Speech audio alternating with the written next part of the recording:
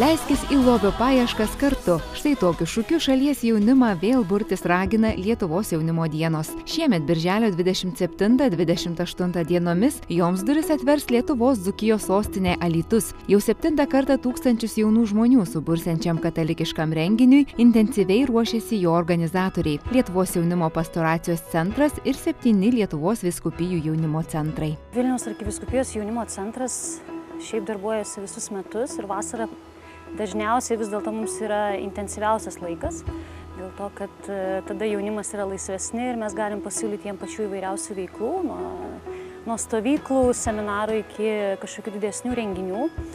Ir tas jau didžiausias renginys, kas paprastai būna jaunimo sielovadoj, kalno viršūnė arba pikas, tai yra tos vadinamos Lietuvos jaunimo dienos, kurios dažniausiai vyksta kas 2 arba 3 metus ir yra tarsi pasiruošimas pasaulio jaunimo dienoms. Pasaulio tikinčio jaunimo susitikimai tai popiežiaus Jono Pauliaus II iniciatyva. Nuo troškimą burtis Lietuvos jaunimą popiežius paskatino 1993-aisiais, viešėdamas mūsų šalyje su jaunimu susitikęs Kaune. Ir štai nuo 1997-ųjų, kai įvyko pirmosios Lietuvos jaunimo dienos, gražia tradicija tapęs renginys šiandien vėl kviečia susirinkti į bendrą maldą už save, savo artimuosius, kartu atrandant ar labiau pažįstant Dievą, bažnyčią ir vieniems kitus. Kiekvienas jaunimo dienos turi savo temą ir šių metų tema yra kur jūsų lobis, ten ir jūsų širdis.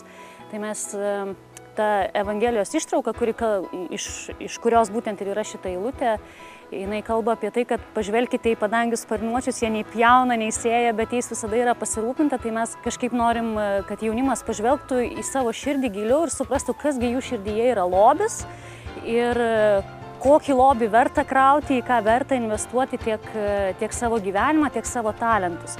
Mes jau esam dalyvavusios jaunimo dienose, Lietuvos jaunimo dienose. Tai kaip tradicija tapę, mes laukiam labai tų jaunimo dienų, nes labai matom, kaip savanoriai, organizatoriai ruošiasi jaunimo dienom ir tai kaip kiekvienais metais staigmena, kas bus šiais metais.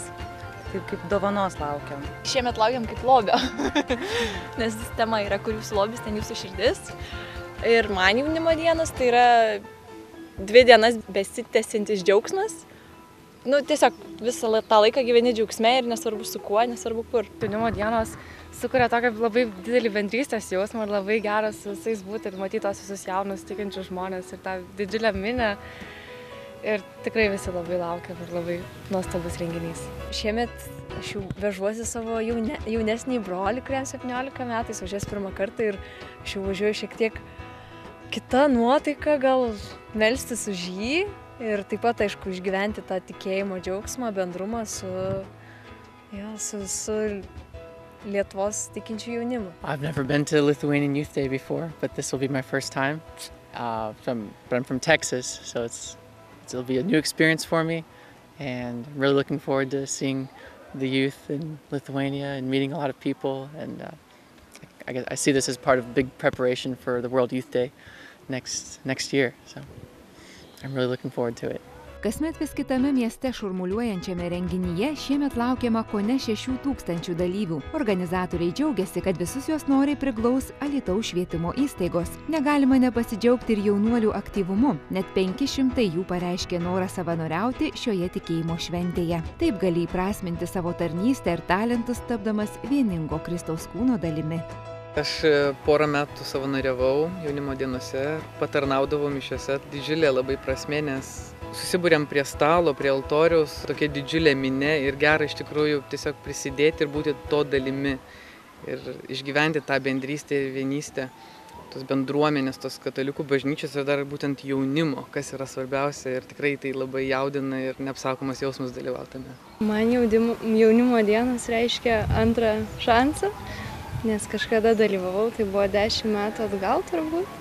Buvau dar nesąmoninga, tikinti, bet nesąmoningai tikinti. Šį rudenį man atsitiko toks atsivertimas gyvenime ir turėjau daug pokyčių. Tai man atvėrė vartus į laimę, į prasmingesnį gyvenimą.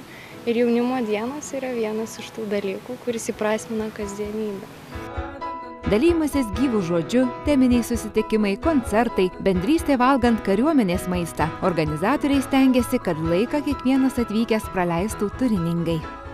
Šiais metais turėsim visą jaunimo sodą kupiną talentų kampelių. Tai reiškia, jaunimas galės skirstytis pagal savo talentus ir mokytis pačių įvairiausių dalykų. Dažniausiai turim taip pat ir katechezę arba mokymą vadinamą, tai šiemet jisai bus toks bendresnis jau arenoje. Pabaigoje procesijos būdu keliausim į aikštę ir aikštėje vyks šventos mišios, po kurių pasitiksim koncertuoti mūsų svečiai iš Jungtinių Amerikos valstijų, broliai tėvas Stan Fortuna, kuris jau ne pirmus metus atvyksta į Lietuvą, bet jaunimo vis dar labai mėgiamas ir mylimas repuojantis vienuolis. Jaunimo dienoms skirtingų parapijų ir bendruomenių jaunimas rengiasi kone metus. Renginio tematika aptariama sielovados susitikimuose, kad kiekvienas galėtų gilinti asmeninį ryšį su Dievu ir sutvirtintų savo tikėjimą, nes jis ne tik džiaugsmas, bet ir išbandymas. Dažnai tai reiškia būti kitokiam, nes ypač aplinkoje, tarkime, universitete nėra tiek daug tikinčių žmonių ir dažnai jautiesi kitoks. Ir reikia būti gana drąsiam, kad pripažinti, kad esi krikščionis arba parodyti tai. Tai už tai labai svarbu tokie renginiai, kuomet gali susitikti su kitais žmonėmis ir pajusti, kad iš tikrųjų nesi vienas. Kažkaip tikrai lengviau. Jaunam žmogui tikėti, aš manau, yra iššūkis. Ypač kai pasaulis, visuomenė ar tiesiog aplinka nori visai kitaip pateikti gyvenimą. Dažnai iš viso labai lengva atskirti kasdieninį gyvenimą nuo religinio gyvenimo, bet tai turi būti kartu. Ir tai yra iššūkis – gyventi ir neatskirti. Man atrodo, mūsų jaunimas, visa visuomenė ir žmonija pasidarė tokie vartotojai, panaudoju ir išmetu. Mes pasidarėm tokį trokštam kažko, ko niekada nepasieksim, nes mes tai vertinam per pinigus, per karjerą, per kažkokį populiarumą, per Facebooko laikus. Ir sielovada ir tikėjimas yra tas dalykas, kuris žmogų gali padaryti jį reginčių, ne fiziškai, bet dvasiškai. Koks bus mūsų gyvenimo piešinys priklauso nuo mūsų pačių pasirinkimo. Tad esame kviečiami dalytis tikėjimu, nebijoti žvelgti į plačius horizontus ir neužsiverti, nes šalia visada atsiras tų, kurie išties ranką, kurie jau išmynė taką ir kviečia tikro lobio ieškoti kartu. Manau, reikia tokio atvirumo ir pasitikėjimo kažką įsileisti. Įsileisti savo širdį, savo gyvenimą, nebijoti keisti rutinos. Palinkėčiau jaunam žmogui būti drąsiam, drąsos pasitikėti. Mes su sužadėtiniu kartu norėtumėm palinkėti visiems, kurie planuoja atvažiuoti, tiesiog pasiruošti, priimti viską, ką Dievas paruošė, nes aš net nebijoju, kad paruošė labai daug. Ir atvažiuoti atvira širdim. Tiesiog būti atviriems ir išbandyti, nes niekas niekada negali žinoti, kada tas atsivertimas įvyks ir jis gali įvykti kad ir jaunimo dienose.